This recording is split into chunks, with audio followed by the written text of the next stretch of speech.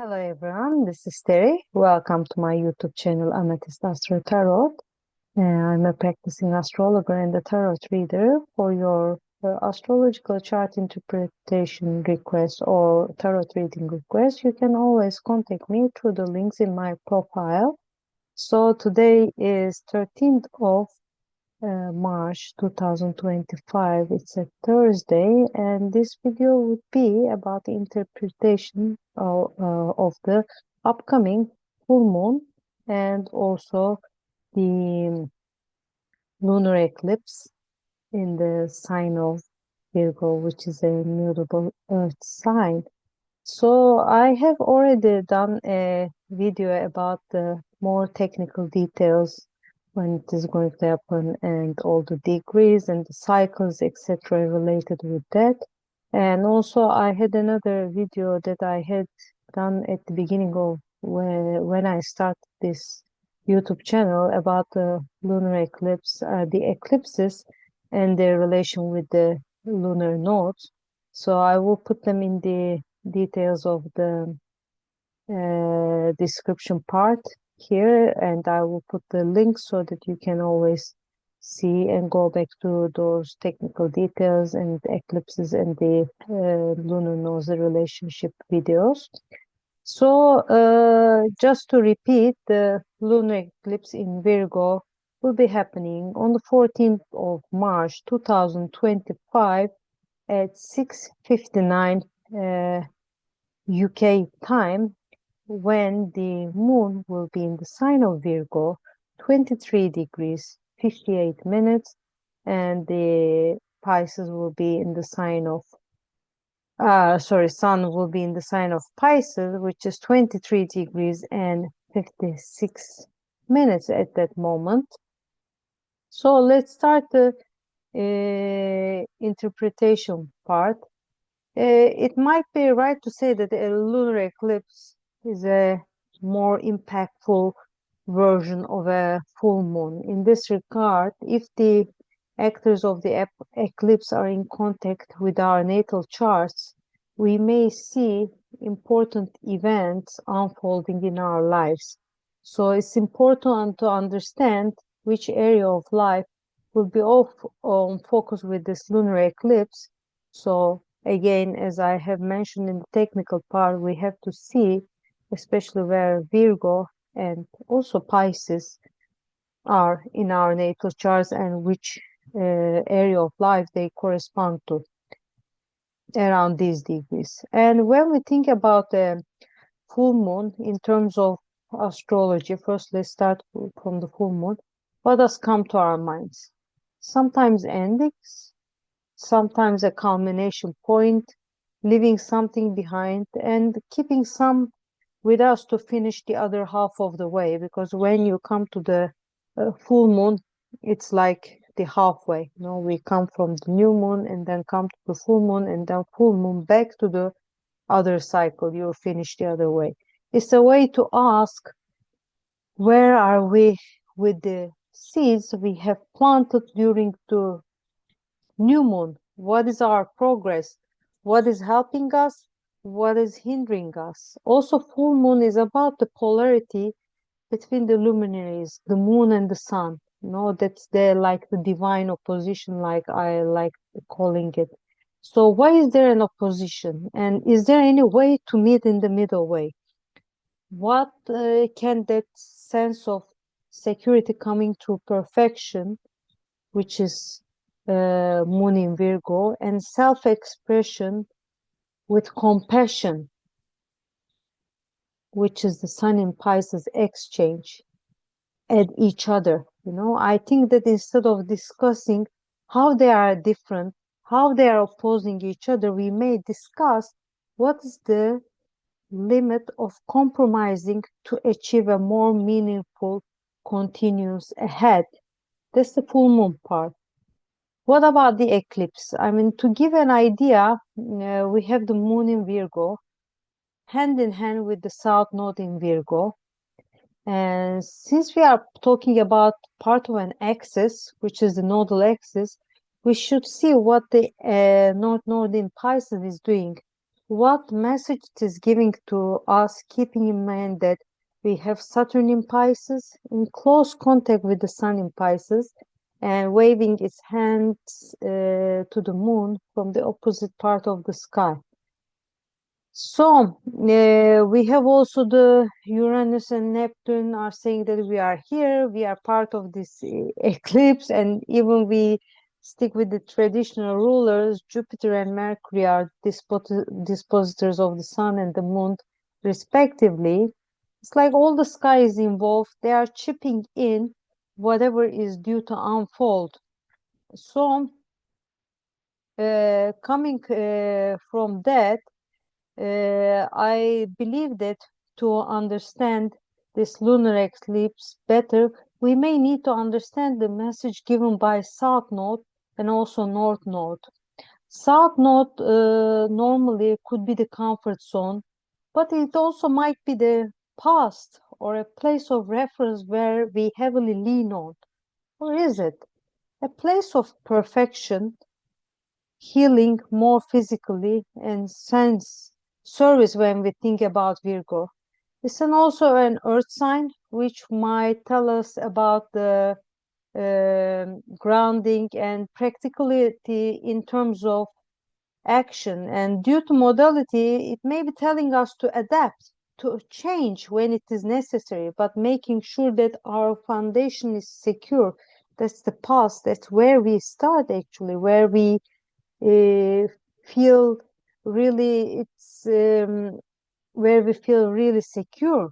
And this sense of past, along with our subconscious point of safety, may not be necessarily interested in to leave things behind or to let go. At the end of the day, this is all about us. It's part of our story, our history. But we have an option to carry the parts which could serve us to the next stage, where there is a more intuitive, compassionate path awaiting for us in the North Node, along with a force, which is Saturn in Pisces, pushing us to grow emotionally, maybe spiritually, maybe intuitively, and work hard on our feelings, maybe even to build up on a more sensitive ground. That could seem like letting the reins a bit loose, but if really a bit, I don't think so that it would hurt. Instead, it may help to see things from a different perspective and express ourselves and shine in a different way, because that would be the impact on the sun as well. I mean, it's like I mean, we have to think really, I mean, like, even though the eclipse is, I mean, we are saying in the sign of Virgo, and then that's why we think about more about the South Node relationship. We always have to consider the other side of the story as well.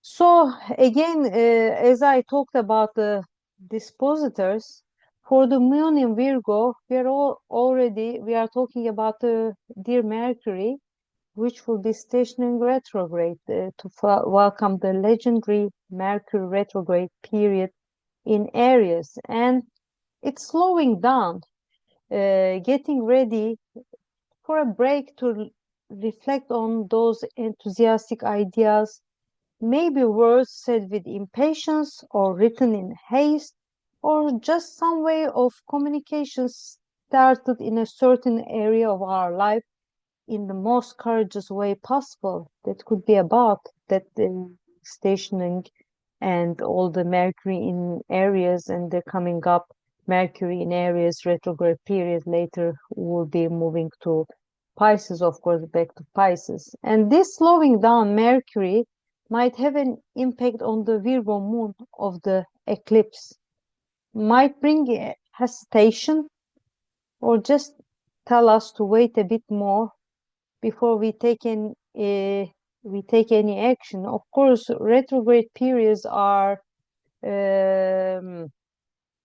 quite, especially in Mercury retrograde, could be related to sometimes miscommunication, misunderstandings, or some halts in the technology or that kind of thing. So we should consider those things as well as the dispositor Mercury stationing retrograde. And same impact could be seen on the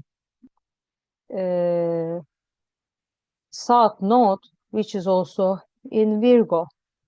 And coming to Jupiter, the traditional ruler of Pisces and core ruler along with Neptune in modern astrology, which will be the dispositor of the Sun, Saturn, and ruler planet for the North Node.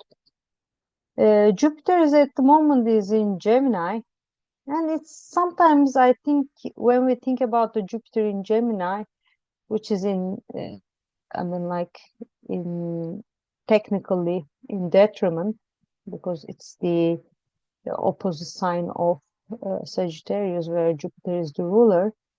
It's sometimes like going down the rabbit hole. So many things to learn, so many ways to satisfy our minds and curiosity. But as a result, so many things to sort out and give meaning to. Maybe being selective in the information gathered could be a good way to make the best use of Jupiter in Gemini impact on these compassionate, sensitive, spiritual, emotional, intuitive placements. Finished? Not yet. There is also this relationship with the Neptune and Uranus that both by the moon and the sun that are in contact with them, but we can say that the way that they are contacting is more like a friendly, positive context. And then we can ask, how are our ideals, dreams, when we think about Neptune, the things or people who inspire us, maybe sometimes leave us confused for a while, along with the idea of sudden changes, which is Uranus, wake up calls for structural changes and surprises going to play in this eclipse. I mean, they seem to be, as I said, mostly friendly with whatever might unfold for us. And it's like, as I mentioned just at the beginning, like all the actors in the sky want to be part of this eclipse. They all want to have a say. Let them speak their hearts out in this journey that would like to balance the perfection, imperfection, reality, dreams, past, future, being grounded, being fluid, going with the waves in our lives. So have a lovely full moon and lunar eclipse in Virgo. And before I close this, I would like to say that it's like more for my fellow astrologers, but also for the people who follow and give value to the to what the astrologer says, that every transit chart, like current current sky would be a transit chart, is at the same time a birth chart. So we should always tread our words carefully in this sense. So I wish everyone a lovely full moon and lunar eclipse. And I hope maybe I can make a video about the Mercury retrograde, legendary Mercury retrograde. But until then, I wish all the best and bye bye.